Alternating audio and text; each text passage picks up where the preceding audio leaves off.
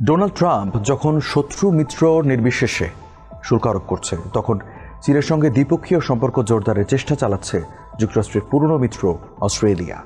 এর অংশ হিসেবে 13 জুলাই চীন সফরে যাচ্ছেন অস্ট্রেলিয়ার প্রধানমন্ত্রী অ্যান্টনিও আলবানিজ। সফরে চীনা প্রেসিডেন্ট শি জিনপিংয়ের সঙ্গে বৈঠক করবেন তিনি। বলা হচ্ছে, কানবেরার বৃহত্তম বাণিজ্য অংশীদারের সঙ্গে সম্পর্ক জোরদারই সফরের মূল লক্ষ্য। 6 দিনের সফরে বেইজিং, সাংহাই এবং চেংদু এই 3 শহর ঘুরে দেখবেন তিনি। সফরে আঞ্চলিক নিরাপত্তা এবং বাণিজ্যই থাকবে আলোচনার কেন্দ্রবিন্দুতে। এক বিবৃতিতে আলবানিজ বলেন, আমার সরকার চীনের সঙ্গে যেখানে পারি সেখানে সহযোগিতা করবে, যেখানে প্রয়োজন সেখানে দ্বিমত পোষণ করবে এবং সবসময় জাতীয় স্বার্থকে প্রাধান্য দেবে। এটি আলবানিজের দ্বিতীয় সরকারি চীন সফর হলেও মে মাসে পুনর্নির্বাচিত হওয়ার পর এটাই প্রথম। এই সফর এমন এক সময় হচ্ছে যখন বিশ্বজুড়ে দেশগুলো যুক্তরাষ্ট্রের প্রেসিডেন্ট ডোনাল্ড ট্রাম্পের আমেরিকা ফার্স্ট নীতি এবং শুল্ক আরোপের মতো পদক্ষেপ সামাল দেওয়ার চেষ্টায় ব্যস্ত।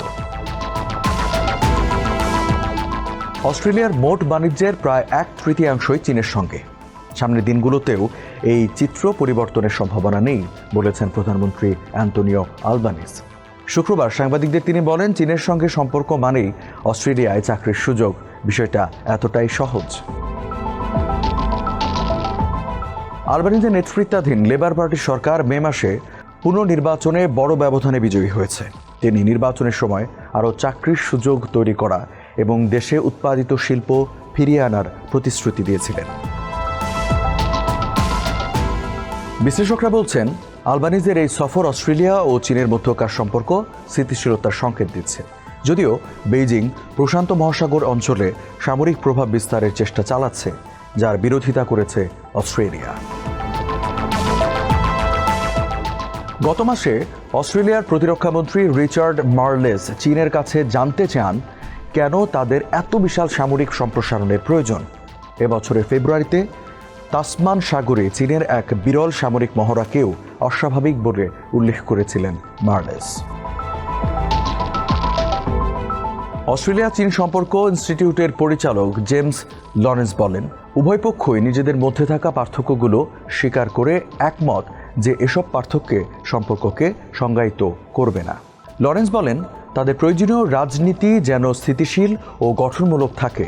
এতে ব্যবসা, সংস্কৃতি ও বিশ্ববিদ্যালয় সহ অন্যান্য ক্ষেত্র নিজেদের মতো করে সম্পর্ক এগিয়ে নেওয়া সহজ হবে। যদিও আলবানিজের চীন সফর ওয়াশিংটন খুব ভালোভাবে নেবে না। সফরে দক্ষিণ চীন সাগরে চীনের কার্যকলাপ এবং অস্ট্রেলীয় লেখক ইয়াং হেংজুনের বিষয়টি আলোচনায় উঠতে পারে। গুপ্তচর বৃত্তির অভিযোগে বেইজিং তাকে কারাদণ্ড দিয়েছে। অবশ্য অপরাধ অস্বীকার করেছেন লেখক। অস্ট্রেলিয়ান ফাইন্যান্সিয়াল রিভিউ জানিয়েছে, আলবানিজের সঙ্গে চীন সফরে আছেন ম্যাককুয়েরি ব্যাংক, HSBC আর বড় বড় খনির কোম্পানি রিও টিন্টো, BHP এবং ফর্টেস্কিউ এর শীর্ষ কর্মকর্তারা।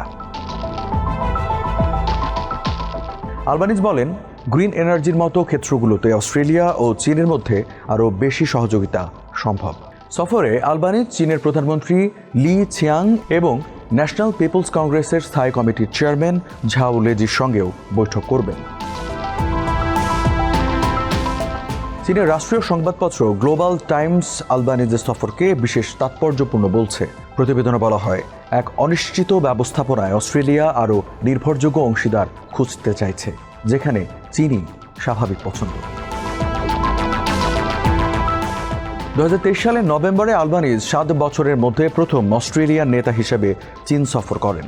এই দীর্ঘ বিরতি তৈরি হয়েছিল নানা দ্বন্দ্বের কারণে, যার মধ্যে ছিল চীনের অস্ট্রেলিয়ান পণ্যের ওপর বিভিন্ন নিষেধাজ্ঞা এবং দুই দেশের মধ্যে বিদেশি হস্তক্ষেপ নিয়ে পাল্টাপাল্টি অভিযোগ।